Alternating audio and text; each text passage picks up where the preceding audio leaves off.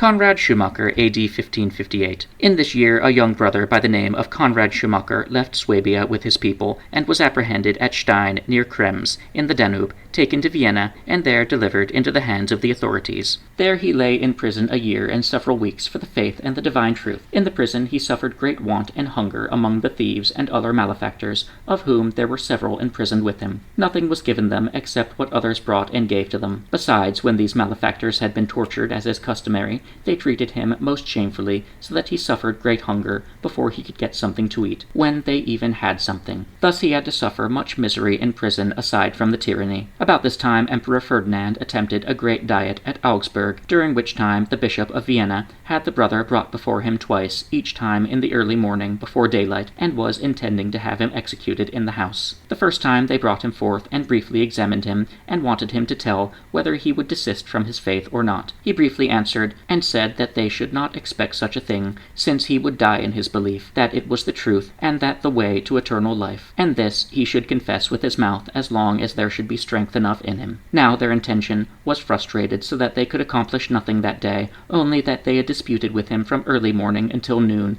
whereupon they remanded him to prison, saying that he should consider the matter for 3 days longer, and then tell them what he would do. After 3 days they again brought him forth early in the morning before daylight, and led him before the bishop and his monks and priests, before whom he most faithfully defended the truth. The executioner was also at hand, waiting without, thinking to behead him early, before any people should come, for they feared lest the truth should come to light, and the people learn that injustice was being done to him. But the Lord again hindered them, so that he was brought back to prison. In the meantime, however, the priests disputed him much, and gave him no rest. After this they threatened to put him in a filthy tower, which had not had an occupant for 8 years, where he should end his life. He said that he would bide it, and would put his trust in the Lord, who was well able to deliver him out of the filthy tower, and from all their power. He thought, however, that the Lord had accepted him for a witness of the truth. He showed himself so undaunted in everything that many of them were astonished at him. Others said that they would try something new with him, whereby they should certainly frighten him enough. In the meantime King Maximilian's steward admonished the bishop for the best, and also spoke of the matter to the Lutheran preachers of the king, who then told it to the king, and spoke most favorably of the matter, saying that he was very young yet, and that it would be a pity to put him to death on account of the faith. Thereupon King Maximilian concluded to free him from further tyranny and suffering, whereupon he was released from prison, and thus returned in peace to his brethren and the church.